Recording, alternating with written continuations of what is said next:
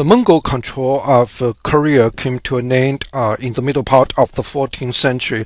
After the collapse of Mongol control in Korean peninsula, the native rulers of the Koryo Dynasty wasted no time in re-establishing the native rule of Korea and reinstating the traditional policies and practices to consolidate Korea as a state, society, and civilization, as well as Korean identity.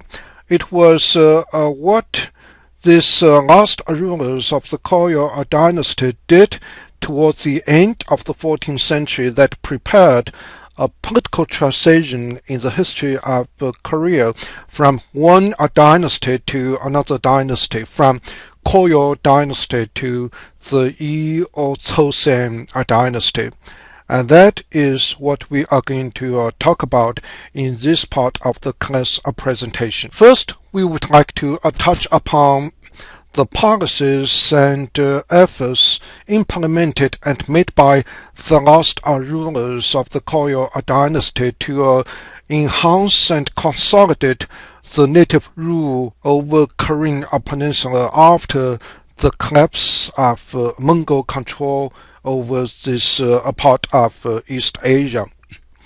We could see the impacts of these policies and efforts through what King Kongming did during his reign of Korea between 1351 and 1374. The reign of King Kongming, one of the last monarchs in Koryo Dynasty, lasted for more than 2 decades. It was during this period of time that King Kongming initiated a series of reforms and policies that laid down a solid foundation for the continuation of Korean political systems, cultural institutions, as well as social structure. For example, after removing the Mongols from a Korean peninsula, King Kongming initiated a land reform to achieve the redistribution of the land among the nobilities and farmers or the Korean cultivators. As we know quite well, the land resources are during the time when the Mongols controlled Korea had been placed under the direct control of the Mongols. And after the removal of the Mongol influences in Korean peninsula, King Kongming wasted no time in taking back the land, redistributing it to the people who were loyal to him, or to the farmers who cultivated the land. As we know quite well, in this East Asian society, as in the other East Asian societies such as Japan and China, land was a very important source of revenue for the government. So the government had to take over the control, redistribute the land, and maximize the production from the land to generate enough revenue for the operation of the state and its administration. Another quite important reform carried out by King Kongming to re-establish the old order in Korea was to re-establish the traditional relationship between Korea and China. In 1370, King Kongming renewed the tributary relationship between Korea and China, and that relationship was broken during the time when Korea was directly or indirectly occupied by the Mongols. As we can see from this timeline, 2 years after the founding of the Ming Dynasty in China, the dynasty that removed the Mongol influences and forces from China proper, King Kongming re-established the traditional relationship between Korea and China, a tributary relationship, a relationship that signified that Korea was going to maintain this tie with China as a nation, as a dynasty that was deferential to China's leadership, political as well as cultural in this region. So these were quite a dramatic move, and these were quite significant reforms. The moves and the reforms that initiated the transition of Korea from a region that had been occupied by the Mongols to a state and society which now came to be controlled by the native rulers and native dynasties. The picture shows the tombs of King Kunming and his wife. This historical monument serves as a reminder of that transitional period of time in Korean history and what King Kunming did in that transitional period of time.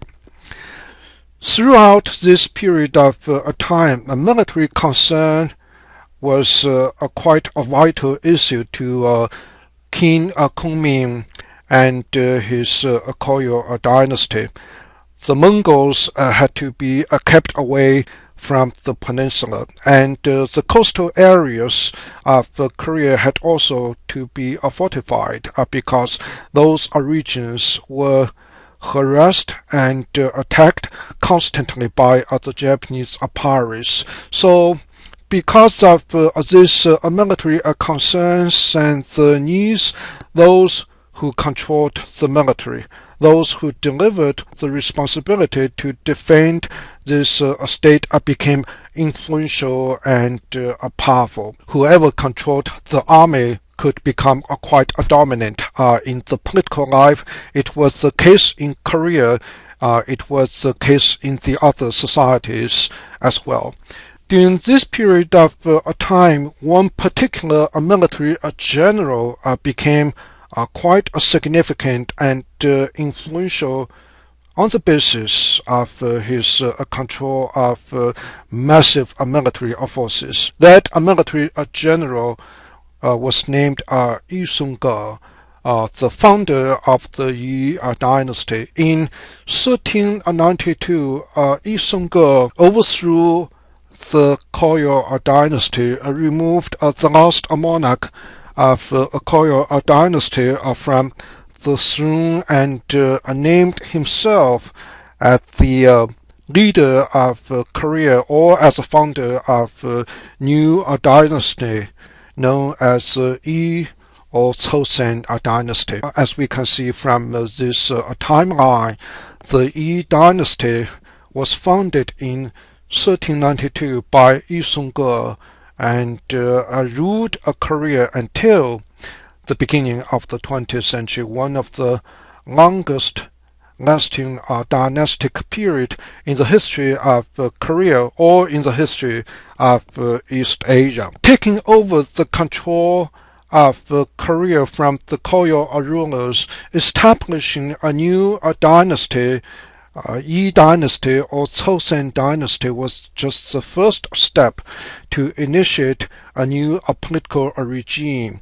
Yi Sung-ge and his successors had much more to do to consolidate this new dynastic rule, and what Yi Sung-ge and his successors did in that regard echoed the traditions and also echoed the Chinese political as well as cultural influences. For example, shortly after the founding of Yi Dynasty or Choson Dynasty, Yi Sung-ge redivided the land or Korea or his state into 8 local administrative regions called do in Korean, a level of administration or a level of local administration that is still existing in today's Korea.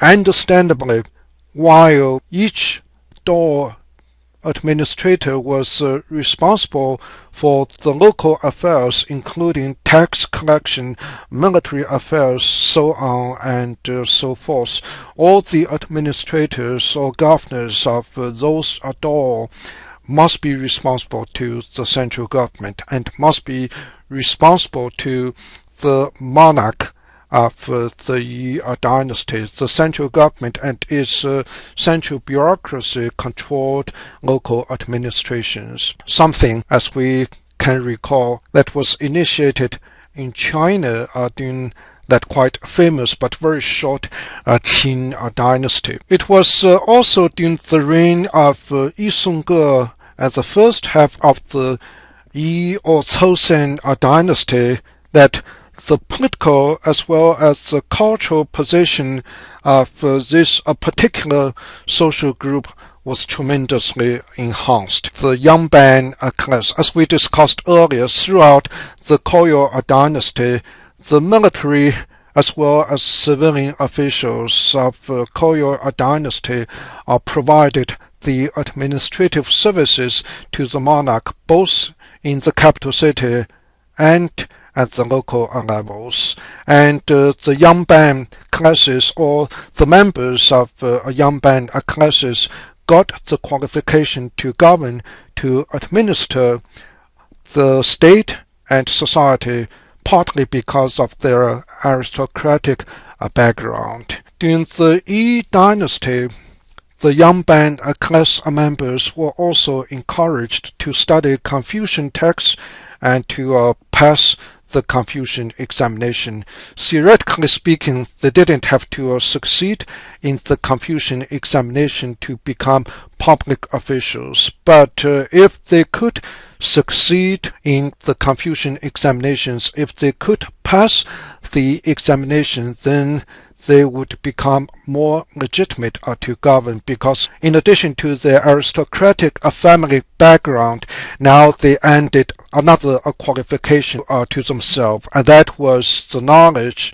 scholarship, and success in passing the Confucian examination. So, although unlike in China, a Confucian examination was the only channel for anyone in that society to achieve officialdom, to achieve a social mobility, in Korea, the Confucian examination system was practiced and also provided more qualification and more legitimacy to the Yangban class to be the governors and the administrators of this Confucian society. To many scholars, the Confucian examination system, or the so-called meritocracy, was not a complete one in Korea as it was in China. In China, everyone, theoretically speaking, had access to the Confucian exam, and what would happen as a result of the successfully passing of this exam.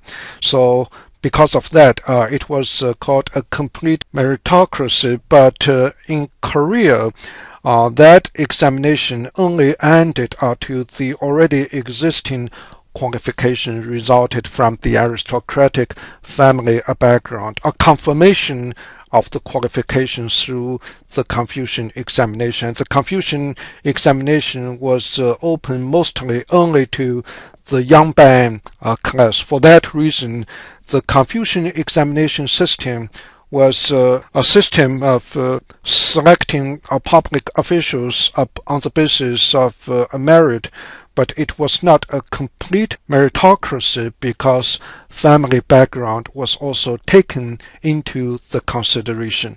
The selection of public officials must occur among the Yangban members of a Korean society. All in all, these initial changes that contributed to the consolidation of the dynastic rule over Korea by the Yi or Choson Dynasty could be attributed to the founder of Yi Song-ge, whose portrait is showed here.